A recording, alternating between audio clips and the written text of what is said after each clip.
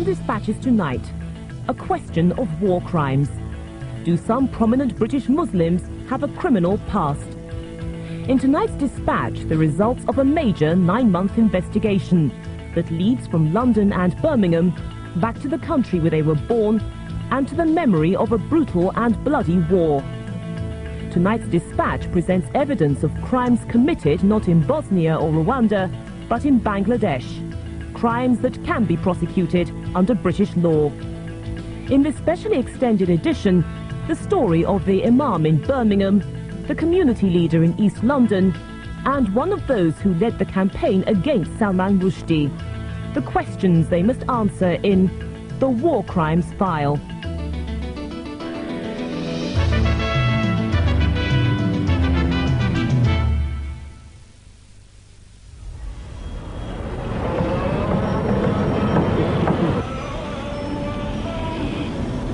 Dhaka, the capital city of Bangladesh.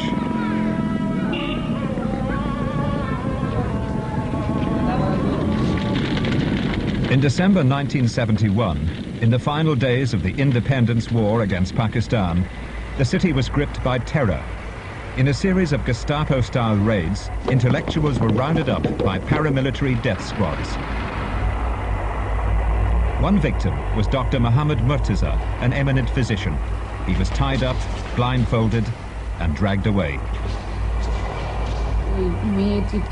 When he heard his daughter's cries, my husband looked towards us with his blindfolded eyes and raised his hands to say goodbye and got into the bus. Another stop was at the home of magazine editor Selina Parveen. She was torn from the arms of her 8-year-old son. Sirajuddin Hussain, a respected journalist, was also taken. His wife tried to protest. I came at them screaming. Then one of them yelled, "Shut up, shut up. If you cry, we will shoot you." Eventually, the bus arrived at Dolly Chowdhury's house, where her brother-in-law, a professor at Dhaka University, was in hiding. My servant opened the door. Immediately, they all rushed into the room. We were all screaming and crying out loud. Then they forcibly dragged him off. Professor Chowdhury was never seen again.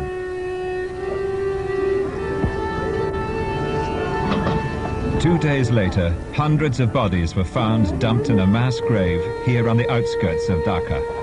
Among them were Dr. Murtaza and Selina Parveen. She had been horribly mutilated. Many of the corpses had been blindfolded, with their hands tied behind their backs.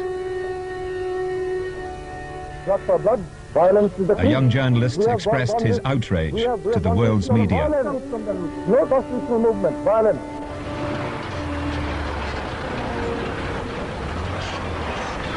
24 years later, that same journalist, Inayatullah Khan, revisits the site of the mass graves. He recalls searching for the bodies of his colleagues and friends. It was a pogrom. It was a pogrom. I mean, it can only be likened to a Nazi-like pogrom. The bodies are mostly very mutilated.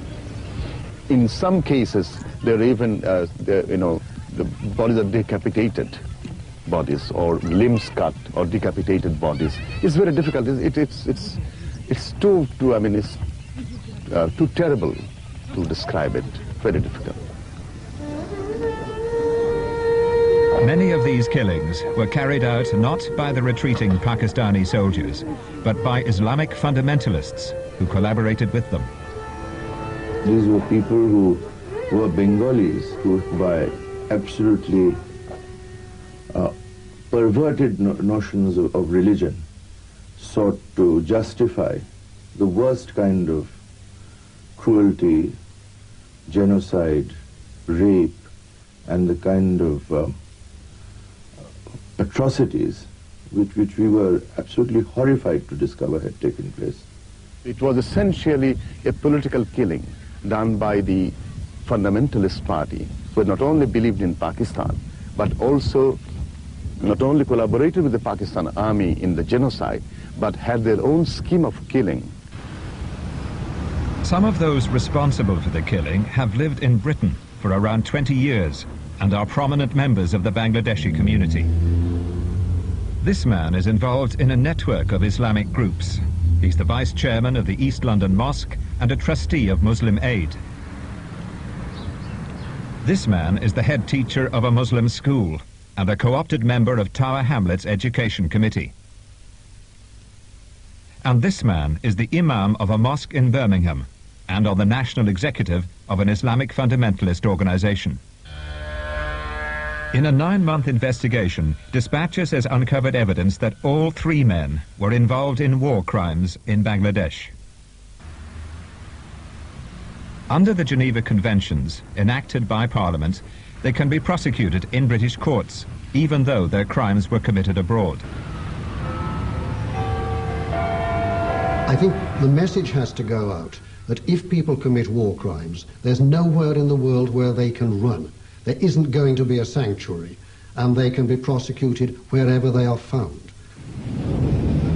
The seeds of the Bangladesh War were sown back in 1947 with the end of the British Raj. As part of the independence deal, Lord Mountbatten presided over the partition of India. Millions of refugees, both Hindus and Muslims, fled their homes. The Muslims flocked to a new nation, Pakistan, which was split in 2, West Pakistan and East Pakistan.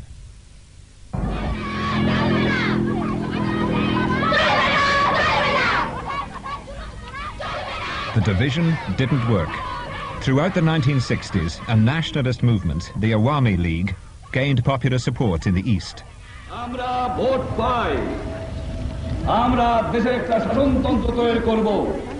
In 1970, under the charismatic leadership of Sheikh Mujibur Rahman, the Awami League won an overall majority in Parliament. But the military rulers refused to give up power.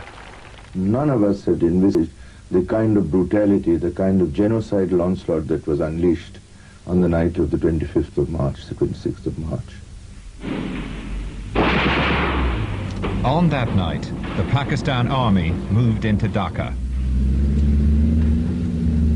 Roadblocks were set up, government buildings were secured, and a curfew was imposed.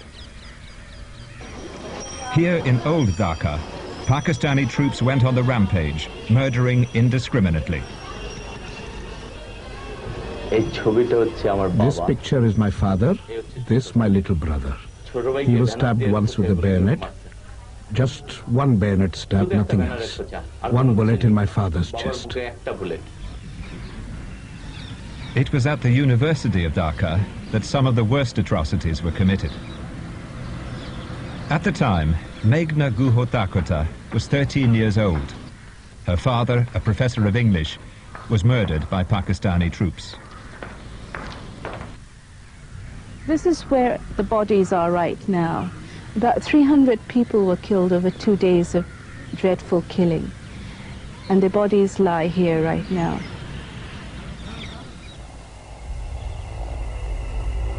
This rare piece of film was secretly shot during the massacre. In the bottom right-hand corner, a group of Hindu students is herded towards a pile of corpses by Pakistani soldiers.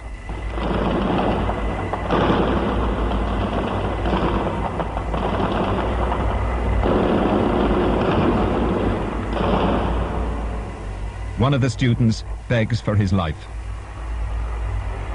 The soldiers appear to leave. Then one comes back.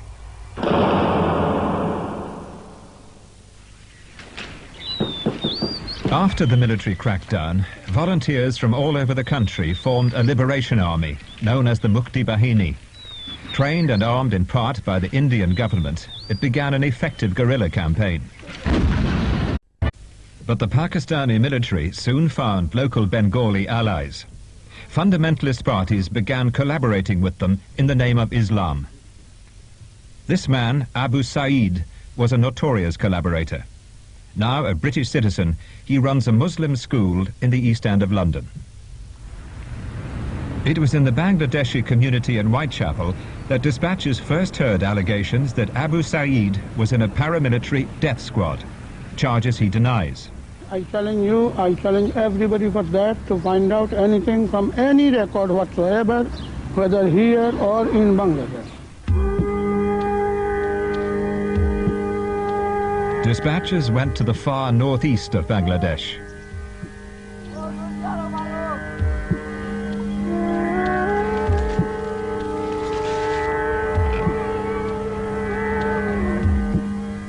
Abu Sa'id was born and raised here in the province of Sylhet.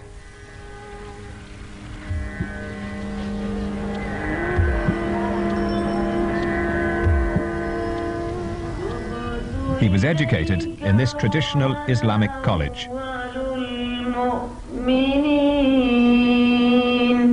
Those who grew up with him remember him well. Abu Sa'id ekjon bhalo chhatro chilo karon Abu Sa'id was a good student because he memorized the whole of the Holy Quran in just 21 days, 3 weeks. Only a very bright student could do such a massive task.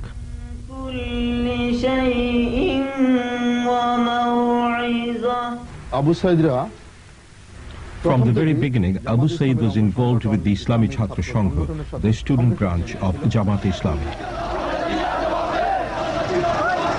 Jamaat-e-Islami was then and is today an extreme group of Muslim fundamentalists. Unlike the Awami League, which stood for a secular, independent Bangladesh, the Jamaat wanted to remain part of the Islamic State of Pakistan and was violently opposed to the independence movement. In 1971, this man, Lutfur Rahman, was second in command of the Jamaat in Sylhet district. Dr. Faisal Haq practices in the small town of Kanai Ghat. He remembers how a month after the war began, Abu Sa'id and Lutfur Rahman addressed a crowd of 500 Jamaatis. They issued a fatwa, a religious edict, sanctioning the murder of their political opponents. The fatwa was issued by Maulana Abu Sa'id. It said that people who joined the war or who were Awami Leaguers were kafirs, non-believers. People who captured them or who died capturing them would become martyrs, and if they lived, they would become heroes. Hafiz Lutfur Rahman was at the meeting. He also supported it. Dr. Haq heard about the fatwa from many different sources. Only one of the eyewitnesses was prepared to talk about it openly. I was going to Kanaigat Bazaar.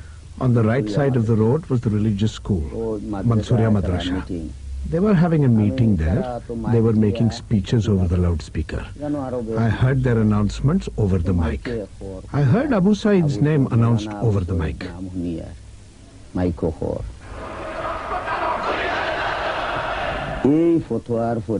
After the fatwa, all the mass killings began. Dr. Haq was well known as a supporter of the independence movement. Three of us, my nephew Ahmad Hussain, Jalal and myself, were captured one night and taken to the dark bungalow. And we were beaten from 8 a.m. to 4 p.m. They broke the stool. I needed treatment where the skin was peeled off my back. Even my nails fell off. Do you think that your torture was caused by the fatwa? It was caused by the fatwa. This action followed the fatwa. Soon after, Lutfur Rahman was one of the signatories of this leaflet distributed around Sylhet. We must eliminate people who are traitors, miscreants, separatists and rumor mongers. Within a few days, local Jamaat leaders held a meeting here on this school field in nearby Charkai. According to Mueen-Uddin, Lutfur Rahman was one of the main speakers. They made a list of freedom fighters and active leaders of the Awami League. The purpose of this was to burn the houses, to catch those who supported the Awami League and the freedom fighters. How do you know about the meeting? I was there. I was in Charkhay. There were many people. About 1,000 attended the meeting. The organizers were Lutfur Rahman, Manjur Hafiz and Shamsul Haq. These three organized it. It was Lutfur Rahman who drew up the list. The next day, Lutfur Rahman returned to Charkhay, leading a mob of 500 Jamaat supporters. They were shouting slogans and marching to the house of an old man, a spiritual leader named Yazmir Dafadar, whose family were prominent members of the Awami League. As the mob marched towards the family compound, his cousin Aklas Ali was forced to join them.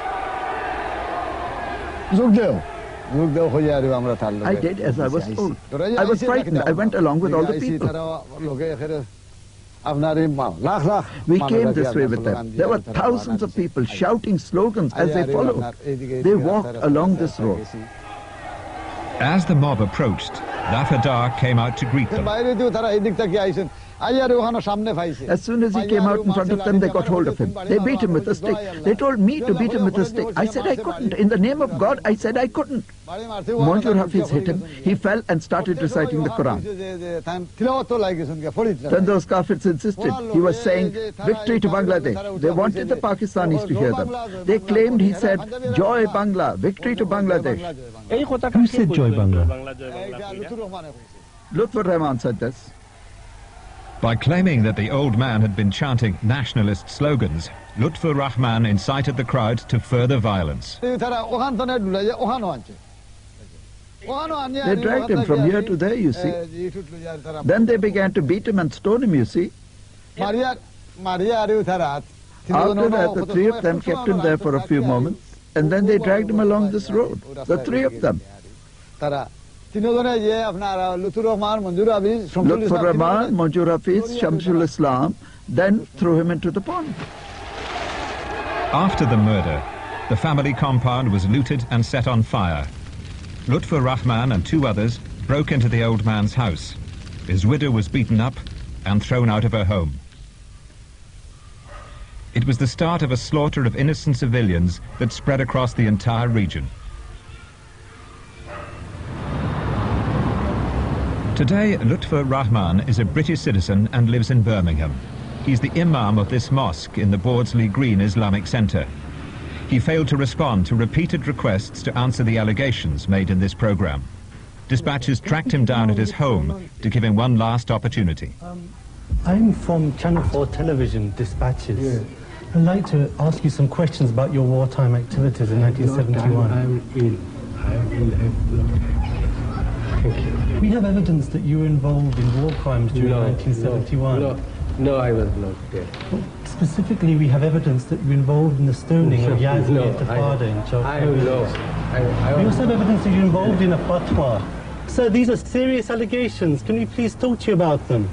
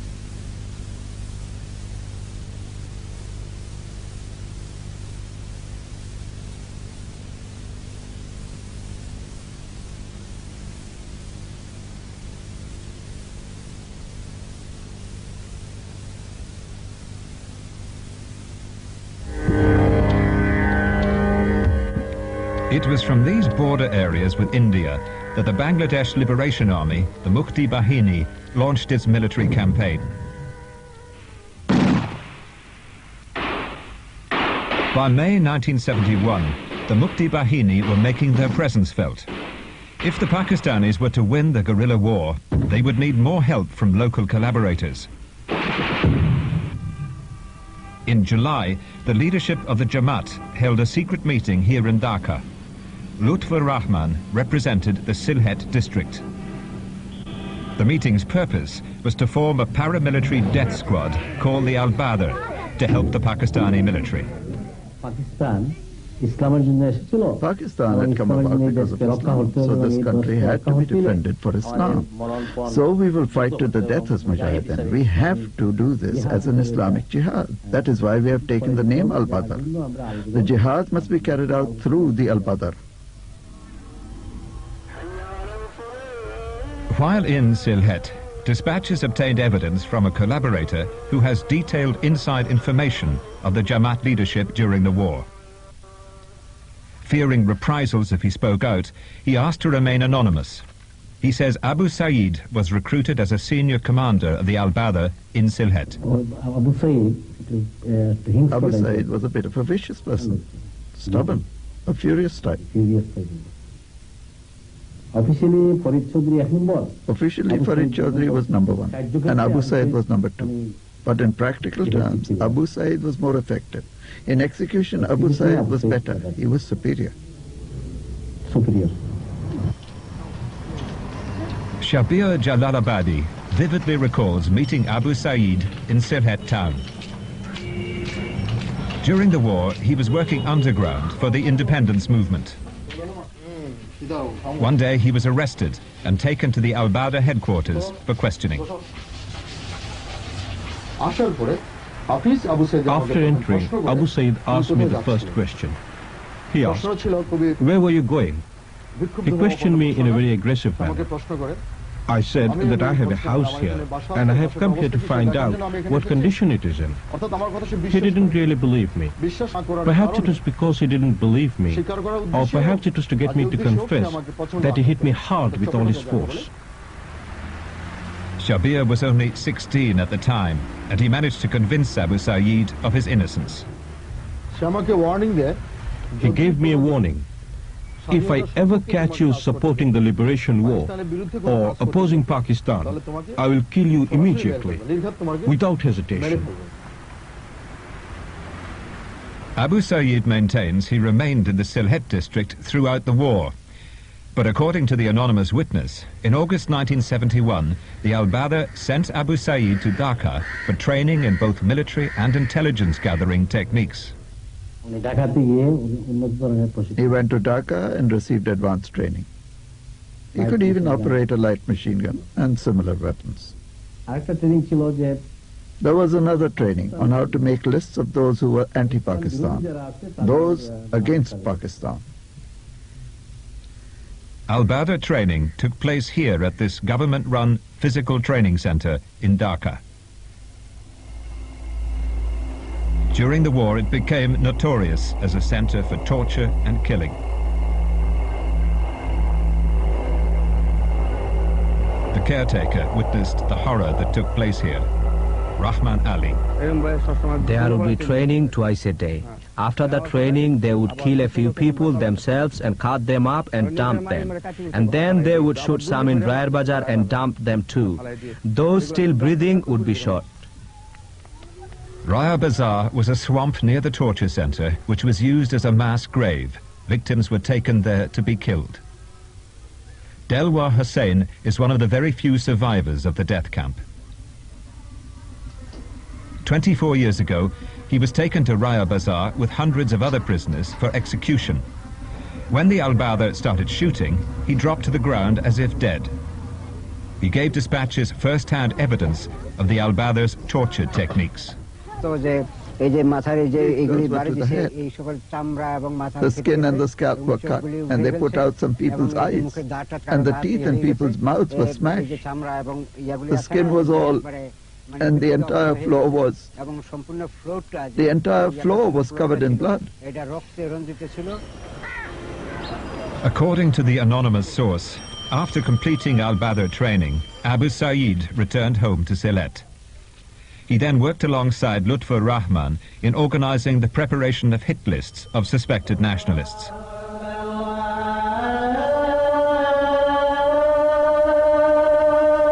Their role in this was confirmed by a cleric who has first-hand knowledge of their activities during the war. He too fears reprisals from Islamic fundamentalists, so Dispatches has concealed his identity and revoiced his evidence. Abu Saeed and Lutfur Rahman regularly held secret meetings with Jamaat leaders who had drawn up killing lists of so-called miscreants. They had the power to alter these lists. The names were then given to the Pakistan Army, who with the help of local collaborators would execute them. As well as organizing killing lists, the Jamaat and the al-Badr were also involved in mass rape and abducting women for Pakistani soldiers. In September 1971, the al-Badr and the Pakistan troops raided this tea plantation in Sylhet. The ones who were there, they were taken. Women were raped. They didn't spare anyone. Hindu, Muslim, tea plantation laborers, upper-class women, maids, whoever they came across, they tortured and raped. We even heard that they raped the women in front of their fathers. Saida Jibanessa worked with rape victims after the war. She discovered that the rapes were systematic and organized by the Jamaat and al-Badr. The collaborators helped the Pakistanis. They took the sisters when they couldn't find the freedom fighters.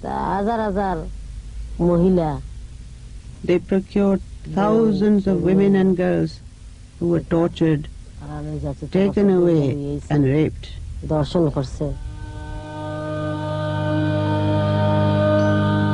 After liberation, rape victims were filmed at this welfare center. Hindu women told how they were deliberately made pregnant to force them to have a Muslim child. Many of them had abortions. Some committed suicide. As the effective commander of the al-Badr in Sylhet, Abu Saeed must have been aware that his men were involved in widespread rape and the preparation of killing lists. Mr. Abu Saeed? He declined several invitations to take part in this program, so Dispatches approached him in the street to put the allegations to him. You have evidence that you were involved in war crimes during 1971. What do you have to say about that? These are all news to me. We have evidence that you are a senior leader of the al-Badr, a Gestapo-like organization. Under your leadership of the al-Badr was involved in rape of women and the procuring of women for the Pakistan Army. No. And you were involved in preparing lists of your political opponents, which were then given to the Pakistan Army for their action. I challenge all this. You refute all these allegations? Yes, I refute all these too. All are baseless. Abu Saeed used to work closely with another war criminal resident in Britain. Chowdhury Mueen-Uddin is one of the men who controls the East London Mosque, one of the biggest mosques in the country. In 1989, Mueen-Uddin was one of the leaders of the campaign which preceded the fatwa on Salman Rushdie. To many in the Muslim community, he's a respected figure. But Dispatches has found that during the Independence War, he was a leading commander of the al-Badr and one of those responsible for organizing the systematic slaughter of Dhaka's intelligentsia. Chowdhury Mueen-Uddin is not a symbol of killing. He is in fact a participant in the killing. He is in fact a mastermind behind the killing. I think that he should be treated as a war criminal. In 1971, Mueen-Uddin worked here at the Purbadesh newspaper in Dhaka. His superior was Atikur Rahman. He recalls how Mueen-Uddin's inside knowledge of the al-Badr gave the paper an exclusive story which scooped its rivals. Chowdhury Mueen-Uddin disclosed the news first that a Bahini or a force has been established named al-Badr. That was the disclosure made in Purbadesh only, throughout Pakistan. No newspaper in Pakistan could cover that, and that was his disclosure he made in Purbadesh. Mueen-Uddin knew about the formation of the Al-Badr because he was in fact on its central committee. His journalist colleagues in Dhaka were still unaware of this, but back in his hometown in Feni, Mueen-Uddin was already known as a man to avoid. Feni is a 3-hour drive southeast of Dhaka.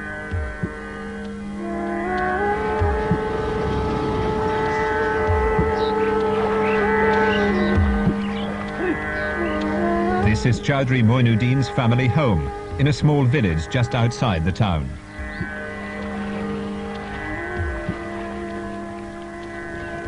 As in Sylhet, the Al-Badr in Feni was a paramilitary group of extreme fundamentalists who drew up hit lists for the Pakistani military. Chaudhry Mueen-Uddin came to Feni several times. His main activities were how to keep Feni out of the hands of the freedom fighters, and how to brutally murder them, how to wipe them out along with their families.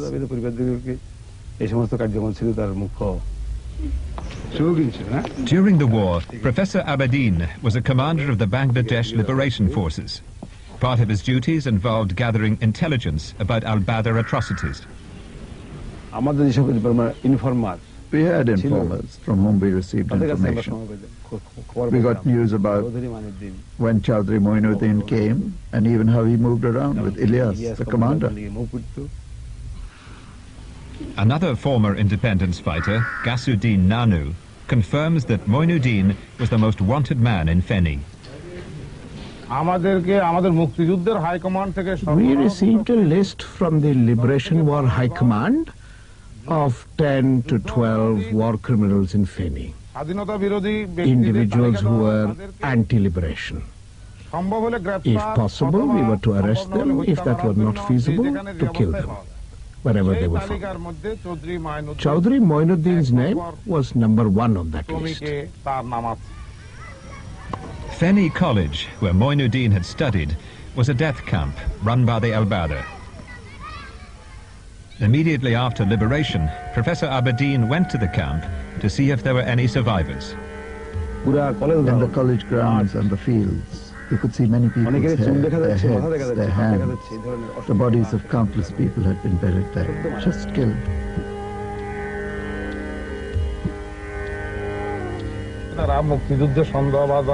They would bring people who were suspected of being involved in the Liberation War.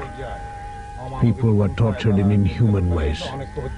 Many were murdered, many crippled for life, many blinded. Many of them had their hands and feet cut off.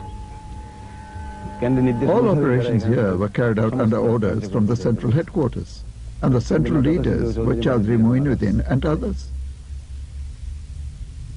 It is unclear whether Chaudhry Mueen-Uddin actually went out on pickups in Feni, but in Dhaka, eyewitnesses identified him as leading Al-Badr abductions of intellectuals.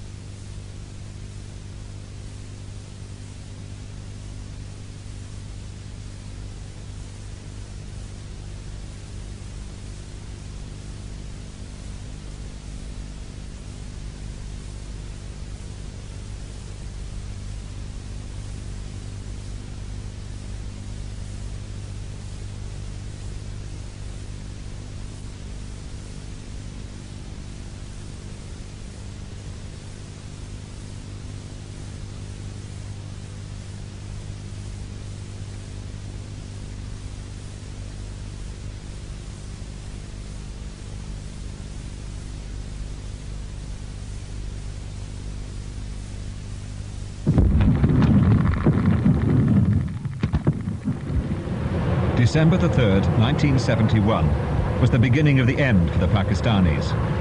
Divisions of the Indian Army rolled into the country in support of the Bangladesh Liberation Forces. But the scenes of jubilation at the liberation of Dhaka were short-lived.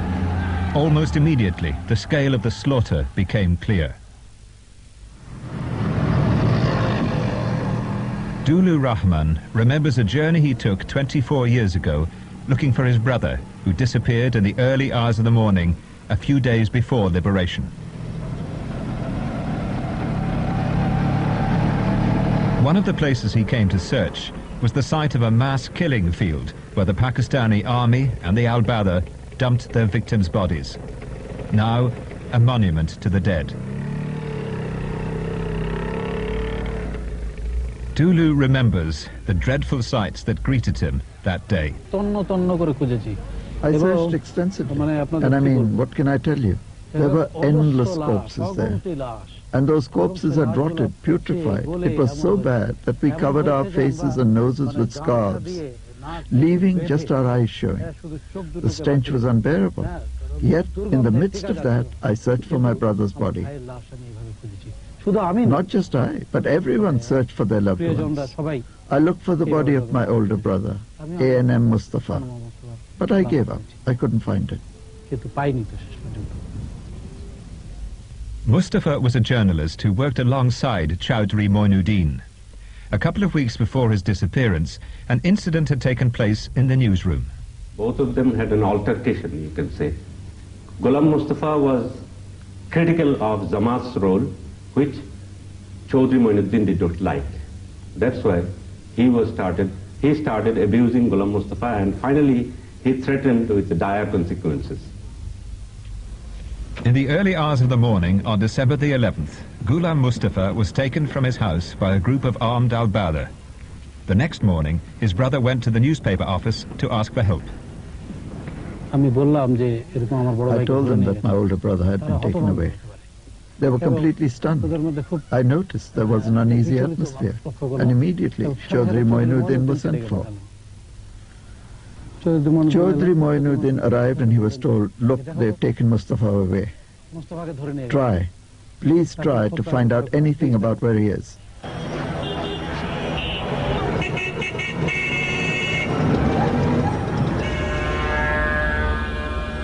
Chowdhury Mueen-Uddin took Dulu around the Pakistani and Al-Badr bases in Dhaka, including the notorious physical training center in the north of the city. In 1971, these bases were heavily guarded, with access restricted to military and Al-Badr personnel. Did Chowdhury Mueen-Uddin have difficulty in gaining entry to the Al-Badr offices? No, that's not what I saw. As in every office, I saw him enter easily, very easily. And particularly when he went to the physical training center, it was as if the guards were standing to attention. And he went straight inside. He didn't face any obstacles anywhere. Dulu's brother, Ghulam Mustafa, was never seen again. On the night he disappeared, other journalists were targeted by the Al-Badr. One was Inayatullah Khan. Luckily for him, he'd gone into hiding. I came to know later that they beat up a particular person whom they thought to be me. And one of the tenants upstairs, he heard the noise, he heard the sound, he heard the shouts that, "Are you Inayatullah?" And he was denying all the time, and he was very badly beaten up. Another journalist in fear of the Al-Badr was Ataus Samad. In Bangladesh, the Attorney General of the country has opposed... Ataus Samad has recently retired as the BBC correspondent in Dhaka. He too had gone into hiding to avoid arrest.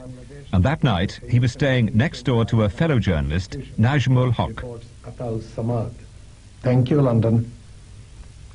I heard a voice shouting, "Save me, please save me." And then another voice ordering him to be quiet. I thought it was Najmul's voice, But I wasn't still very sure. I was perhaps trying to delude myself, thinking that it is not Najmul. Najmul Haq was never seen again. He was married with young children. On the same night, the Al-Badr had also tried to take Ataus Samad. Mushtaq, a tenant in his house, was interrogated. I opened the door and saw uniforms. Their clothes were military. Someone held a Sten gun to my chest.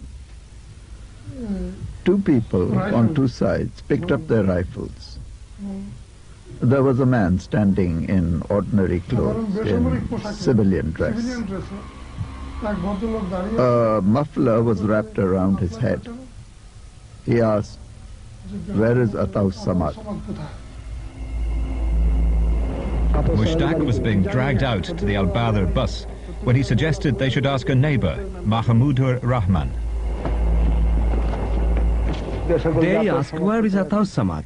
"I don't know. They've locked everything up and gone off somewhere. How am I supposed to know?" The Al-Badr then went to the home of another journalist, Sirajuddin Hussain. What's your name? My husband said Sirajuddin Hussain. Where do you work? He answered, Ittifaq. There was this man. He had a muffler around his neck. He was wearing a sweater and he had big bulging eyes. Then one of them rolled his eyes at the two others and he signaled that it was this man. Hussain was dragged from his home and never seen again.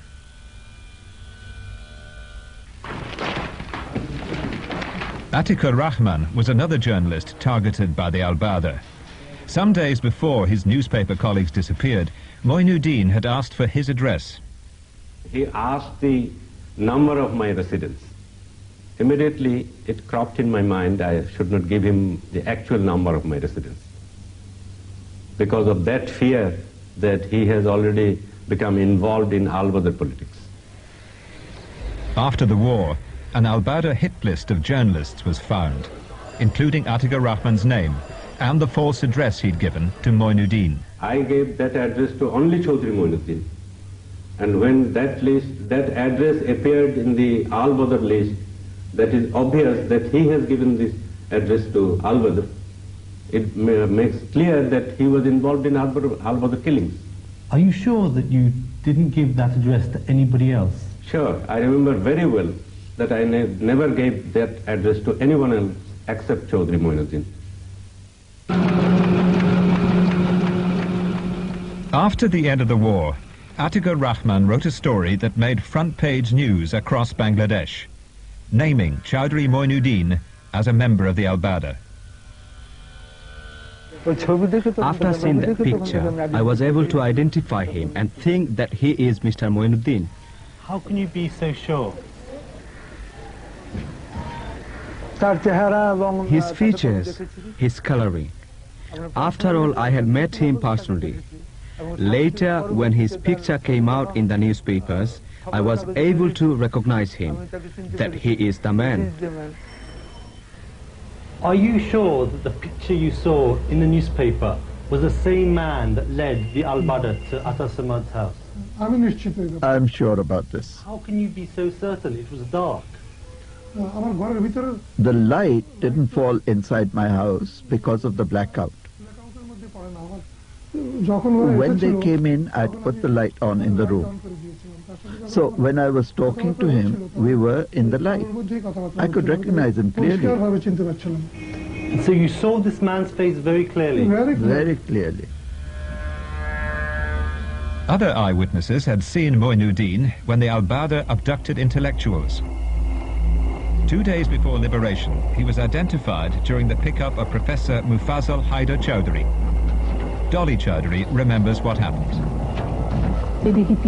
I saw 3 or 4 men standing with scarves over their faces. They were armed with guns. One of the Al-Badr commanders told the family not to worry, as he was one of the professor's former students. Immediately my husband tried to whip off his scarf. He quickly pulled it up very fast. It was a matter of a second. Can you tell me whether you identified any of the men that came to the house? I was able to identify one. Mueen-Uddin. How did you identify him? When he was a student, he often used to go to my brother-in-law's house. My husband, my sister-in-law, my brother-in-law, we all recognized that man. Professor Chowdhury was taken to the Al-Badr torture center. Delwar Hussain heard him being tortured in the next room. Even in the darkness, I was able to recognize him. He was asked various questions and he gave his name. He said, "My name is Mufazzal Haidar Chowdhury." Right after that, they started beating him with an iron rod. After beating him in various places, his eyes, his face, and his hands, he was tortured and he screamed. The professor was one of hundreds of intellectuals murdered by the Al-Badr in the dying days of the war. Academics, doctors, and journalists were all targeted. After the war, Professor Anis Sussman was on a commission of inquiry which wrote the official history of the conflict. He is convinced that the murder of the intellectuals was part of a calculated policy. I think when the Al-Badr went to abduct people and kill them in December 1971, they had already realized that there was no way to stop the creation of Bangladesh. So they wanted to do as much harm as possible to Bangladesh. And one of the ways of doing it was to kill as many intellectuals as possible. On December the 16th, 1971, the Pakistanis surrendered to the Indian Army, and the nation of Bangladesh was born. Freed from a Pakistani jail, Sheikh Mujib returned to Dhaka in triumph on January the 10th, 1972. That same day, he pledged that war criminals and collaborators would be brought to trial. I would like to assure our people that those who are responsible for committing atrocities and for the collaboration will not go unpunished. I would therefore appeal to all concerned to remain patient while the due process of law takes its course. Some people took the law into their own hands. In the immediate aftermath of the war, there were revenge killings of collaborators. Many were taken into protective custody, but even then, they weren't always safe. Shortly after, Atikur Rahman intervened when a member of the Jamaat, Khalek Majumdar, was being tortured. I asked the freedom fighters who were there not to torture him anymore, but to hand him over to police. And then he disclosed that he was not involved in killings, but Chaudhry Mueen-Uddin was the operation in charge of Al-Badr in Dhaka city. Although Majumdar was found guilty of abducting a senior journalist, his conviction was later overturned on appeal. But despite the circumstances of his detention, Atikur Rahman remains convinced that the evidence Majumdar gave about Mueen-Uddin is reliable. He always claimed that Chaudhry Mueen-Uddin was the operation in charge of Al-Badr in Dhaka city. Then I asked him whether he can give a written statement. He agreed. He said, yes, why not? I'm not afraid. I can give it because I know it very well. Named as operation in charge of the Al-Badr, Mueen-Uddin became a key target for the new government. Professor Abedin was ordered by Sheikh Mujib's nephew to go to Dhaka and find him. We went to different parts of Dhaka city to carry out our mission. Chaudhry Mueen-Uddin could not be found, and we discovered either the Pakistan army or the collaborators had helped him to escape from Bangladesh.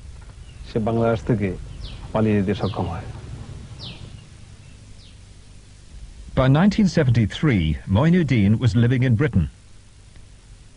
He made no attempt to hide his identity, and despite his past, the Home Office granted him British citizenship. He declined to be interviewed, but gave dispatches a written statement. I was never a member of the Al-Badr or involved otherwise in its activities. All the accusations being made against me are therefore utterly false and malicious, and either politically motivated or instigated otherwise. Mueen-Uddin insists that he has never been charged with any offence. He claims that all war crimes committed in Bangladesh were thoroughly investigated by the authorities. But this is not true. Although Sheikh Mujib's government banned the Jamaat, it only prosecuted some war criminals before granting an amnesty to political collaborators. Following his assassination in 1975, the country was in effect under military rule for 15 years. The pursuit of war criminals was suppressed as an issue. In 1977, the Jamaat was legalized. It denies its role in war crimes, and today is a growing force in Bangladesh politics, with 20 MPs, some of whom are themselves alleged to be war criminals. No justice has taken place. It's a tragedy of our times that the main political force behind that has come back and legitimized itself in the mainstream politics of this country. I don't think that's their success. I think that's our national failure. Because of the political situation in Bangladesh, it's unlikely that war criminals will be prosecuted there. But the families of the victims still want the murderers of their loved ones brought to justice. I can only demand their punishment since I was hurt. My husband, well, I lost him. I want punishment. This I want from my heart.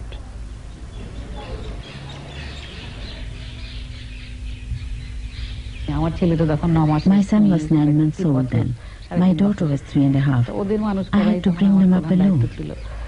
They have a great anger, an accusation in their minds, a sense of injustice. Why is there no trial? Can no one try this matter? The British government can. Under the 1957 Geneva Conventions Act, it could bring Bangladeshi war criminals resident in Britain to trial.